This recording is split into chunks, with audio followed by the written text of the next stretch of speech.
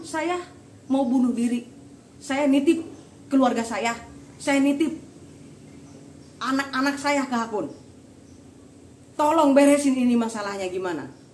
Nah, di situ baru saya berpikir serius. Oh, ini berarti bukan bercanda nih. Videoin, makanya kau sadar diri, bayar hutang kau bilang. Kau kira tahu aku dapat video. Kirim sama dia videonya.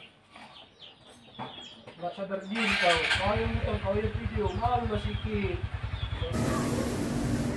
Saya mempunyai hutang sebesar sebanyak 12 buku dan saya sudah menyerahkan dan nggak sanggup membayar angsuran. Mempunyai pinjaman sebanyak 14 buku dan saat ini saya sudah tidak sanggup membayar dan menyerah. Maka dari itu saya dari Cigoris meminta bantuan ke kantor hukum Bapak Erlangga SHMH. Assalamualaikum warahmatullahi wabarakatuh.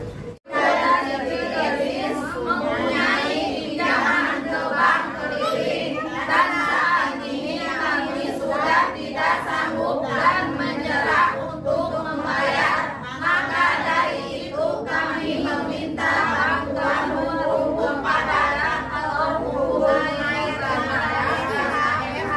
Wassalamualaikum warahmatullahi wabarakatuh. Assalamualaikum, selamat sore Ibu. Waalaikumsalam. Terima kasih Bang Kumis atas kehadirannya ke sini.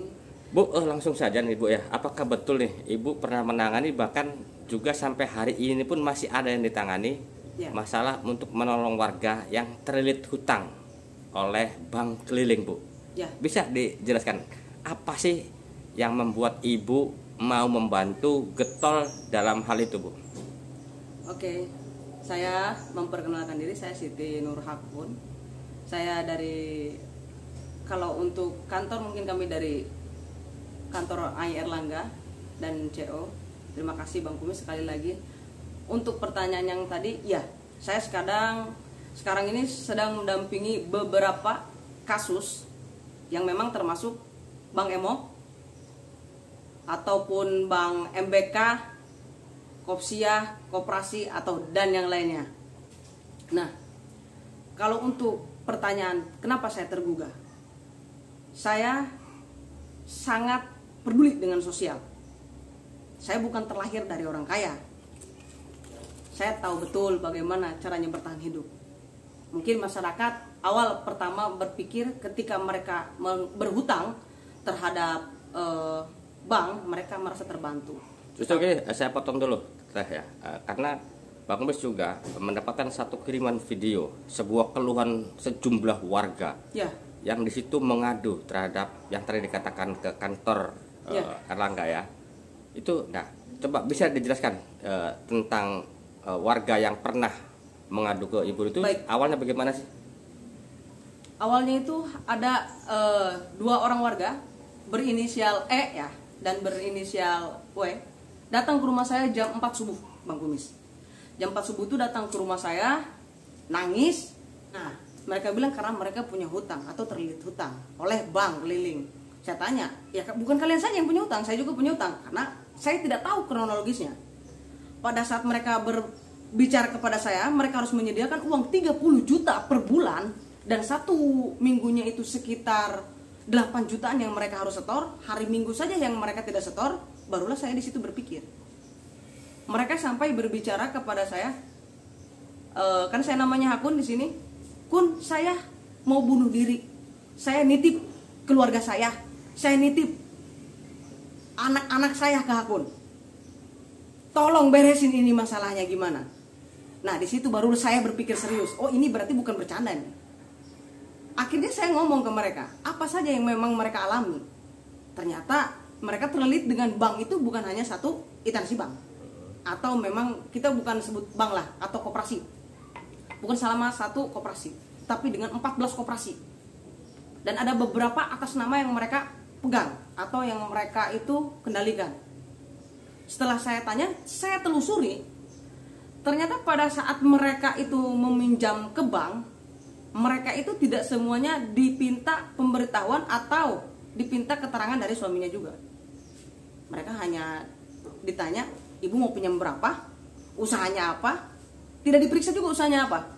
Mereka kasih, si pihak bank tersebut kasih, akhirnya setelah dipegang, selang beberapa bulan uang tersebut habis.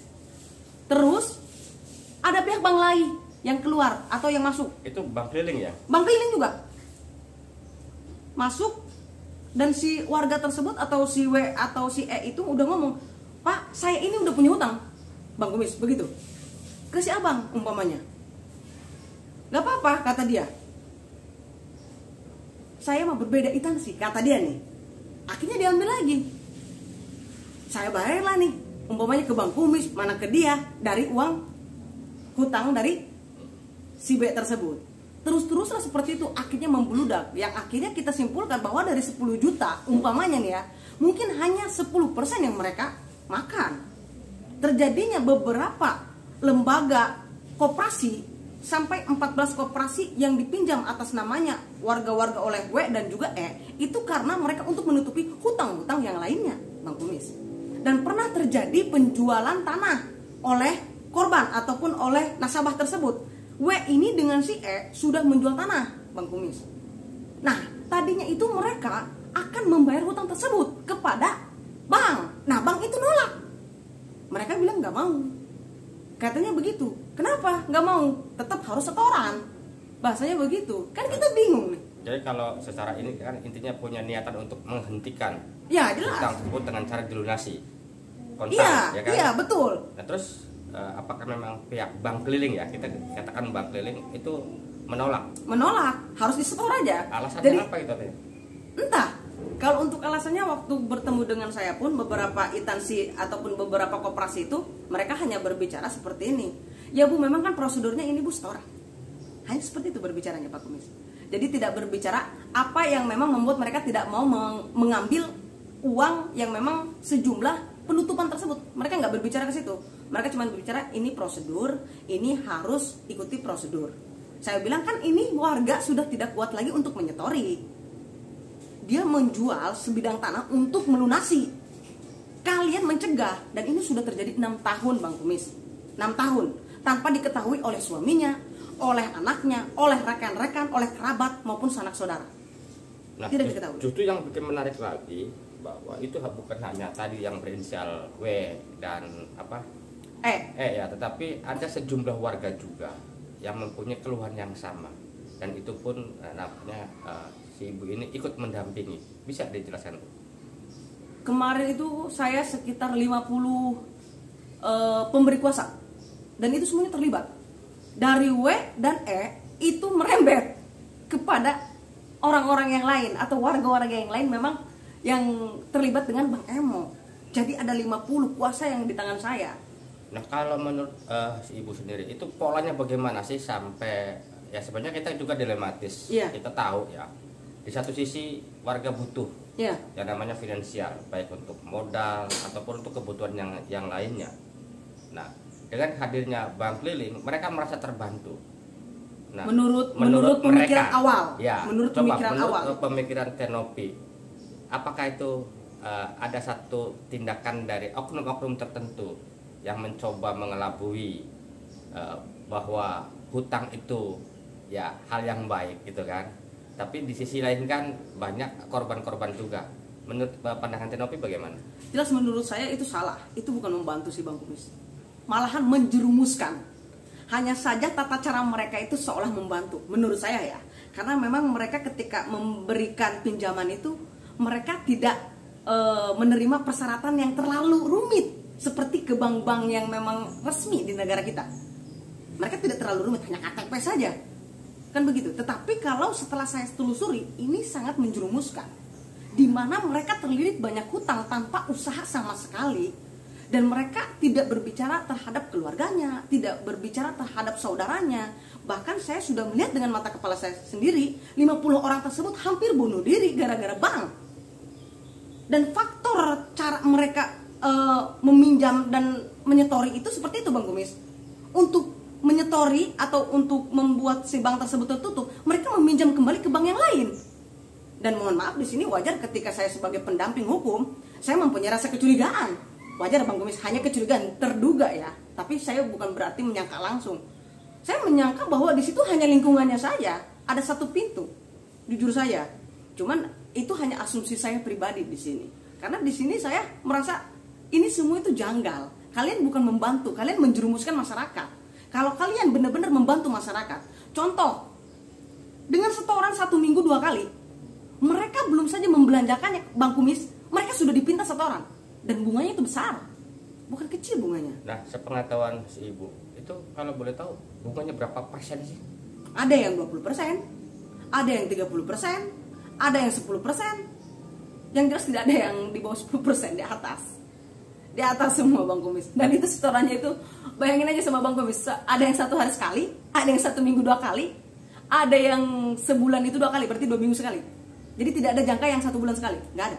Nah, terus upaya ibu nih ya, dalam hal menangani kasus dikatakan ini, satu peristiwa seperti ini memang di mana-mana pasti ada. Iya.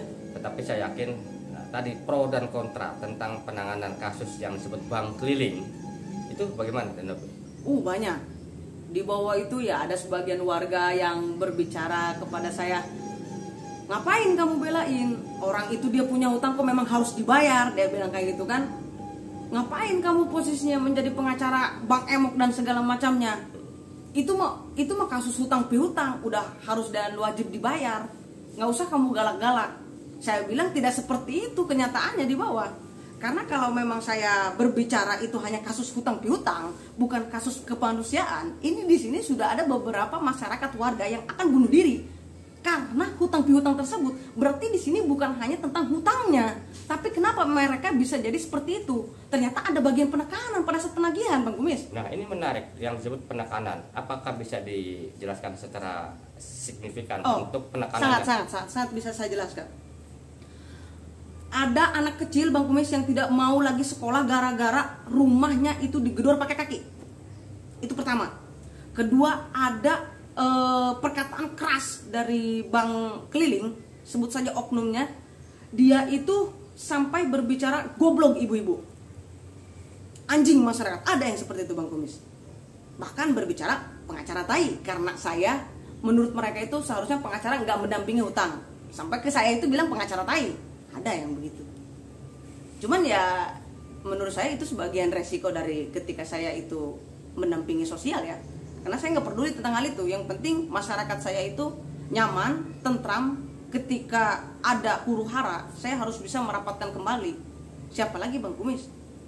Di kampung saya itu, contoh yang tadi saya berbicara itu kampung Cimandan Bang Kumis. Di kampung saya itu jujur aja tidak terlalu semuanya orang mengerti tentang hukum. Apa salahnya saya ketika membela mereka?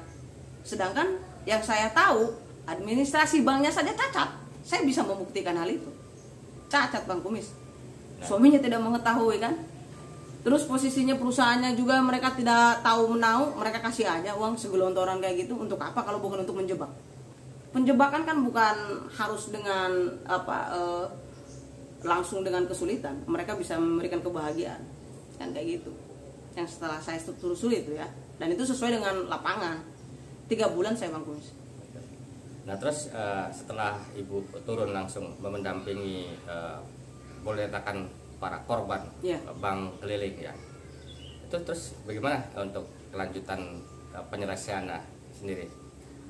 Ada beberapa instansi bank yang memang langsung bertemu dengan saya, yang memang kooperatif. Jadi kami itu memberikan surat somasi kepada 14 bank dengan totalan kalau tidak salah 135 surat, karena kan tergantung dengan si peminjam kemana saja mereka meminjam ke koperasi apa saja, dan itu kan dihitung Bang Kumis. Contoh, saya berutang kepada Bang Kumis koperasinya si A. Nah, teman-teman saya juga berutang. Nah, berarti kalau 7 orang, saya 7 nih ke Bang Kumis saja nih. Jadi saya bikin itu kalau nggak salah kantor kami Pak Ayah Erlangga 135 surat lebih. Apakah memang Tenopi sendiri pernah mendapatkan tekanan-tekanan dari oknum-oknum bank keliling sendiri? Karena kan ini pasti dong mengganggu usaha mereka-mereka ini. Bagaimana? Kalau mungkin saya kalau mau hitung ya lebih dari 8 koperasi yang menekan saya secara tidak baik lah. Selain itu ya oke lah, fine. Ya 8 koperasi tersebut saya hadapi secara bersama-sama. Jadi saya yang di lapangan Bang Kumis, saya, suami saya sendiri, itu khusus tim lapangan. Ketika mereka hadir ke bawah, saya yang akan turun. Nah, terus harapannya apa sih sebenarnya Ibu itu? Untuk harapan saya cuman sedikit sih. Saya ingin dihilangkan beberapa instansi, lembaga, koperasi yang tidak sesuai. Contoh, ketika tidak lulus dengan administrasi bank, ya jangan dikasih. Itu akan membahayakan Bang Kumis. Ya kalau memang mereka masih kooperatif saja, kondusif di bawah, memberikan pelayanan yang baik, administrasi juga yang baik, izinlah sama suaminya, jangan kayak izin ini rumit ini masalahnya. Terus posisi mereka juga memang sedang usaha, ya oke lah, nggak masalah, fine. Kita pun sebagai masyarakat biasa, saya tahu betapa sulitnya masyarakat untuk mendapatkan pinjaman. Tetapi tidak begitu caranya, tidak semudah itu. Mungkin kalau penerapan administrasinya dengan baik, terus mereka juga melakukan sistem penagihannya juga tidak begitu jangka waktunya mepet, itu tidak akan seperti itu. Ya mungkin kalau saya berbicara seperti ini, itu hanya permintaan saya ya Bang Kumis ya, terhadap bank-bank yang lainnya. Ya kalau kalian bisa, contoh lah seperti Bank BRI atau yang lainnya lah. Nah, terus gini, mungkin ini pertanyaan terakhir ya, karena untuk menghilangkan atau memberantas praktek-praktek bank keliling yang memang notabene kita tahu semua yang diduga adalah memakai lembaga koperasi. Iya. Ini kan berarti ada yang bertanggung jawab harusnya. Harusnya. Kita media, pengacara kan tidak bisa. Iya. Nah, harapan kepada pihak penegak hukum sendiri, bagaimana dengan adanya praktek-praktek yang memang ini marak di mana-mana ada? Saya sangat berharap kepada sistem pemerintah ataupun instansi dari kita juga, toh itu kepolisian ataupun memang kepala desa kami, dimanapun itulah. Soalnya sebenarnya kalau untuk masalah Bank Emok ini bukan hanya di kampung saya, rata semuanya, Selatan ini apalagi. Jadi tolong ketika mereka mau masuk itu ditanyakan dulu izinnya, ditanyakan dulu legalitas mereka seperti apa, terus dipikirkan dulu efek baiknya seperti apa, ada tindak langsung ketika memang ada pengaduan dari masyarakat. Jangan dibiarkan Bang Kumis. Saya takut sekali ketika saya mengingat jam 4 subuh itu mereka datang ke sini. Coba kalau mereka nggak datang ke sini, bener Bang Kumis, akan ada 2 nyawa yang melayang. Itu hanya hari itu. Oke. Begitu Bang. Oke, terima kasih Teh informasinya, dan mungkin untuk bicara tentang hukum dan boleh langsung ke ada indikasi ketua. tentang melanggar aturan Iya, perbankan, iya. Mungkin Bang Kumis akan ke ketua Ibu ya langsung ya. Boleh. Oke, terima Langsung. kasih Bu informasinya, dan mudah-mudahan informasi ini bermanfaat bagi kita semua. Amin ya Bang. Intinya sengaja Bang Kumis untuk memberikan satu pencerahan informasi. Ya kan, kadang-kadang kita tadi itu satu janji yang semu hanya ditolong sesaat, Iya. sebenarnya itu akan menyesatkan kita semua. Iya. Terima kasih Bang Kumis.